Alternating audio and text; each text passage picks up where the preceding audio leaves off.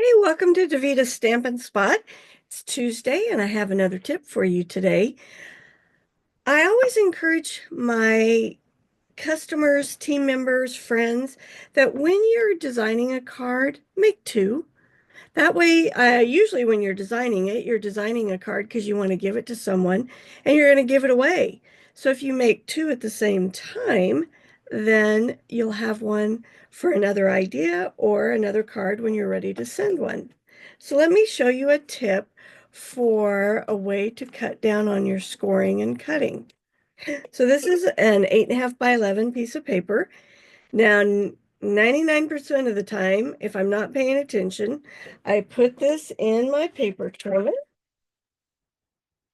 I put it at 5.5 and I cut it. Now, that's okay, but let me show you a step that's going to make it a little bit quicker. So before you cut it, grab your Simply Scoring tool, put your paper in here. And I always score it 4 1/4. Well, not always, but for our normal card, we score it 4 1/4. So I'm going to score first.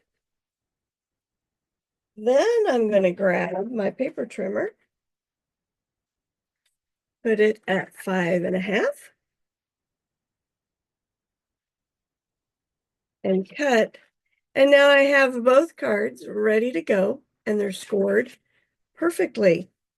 If you don't have the Simply Score, you need to get it. I love how it makes our cards so precise when you fold them. They're right on the edge, right where they need to be, because it scores just exactly in the right spot.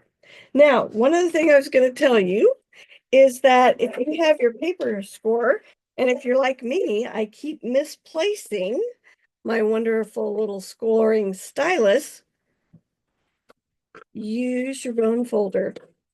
So let's say, well, just for example, let's say this one I want to cut at 4 1/4.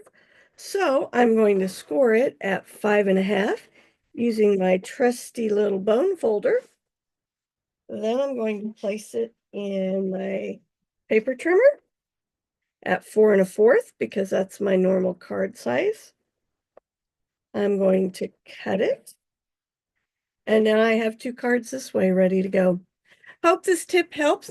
Please consider making two cards when you make a card. That way you can give one away and have another one either to give away later or for an idea to create again. Have a good Tuesday.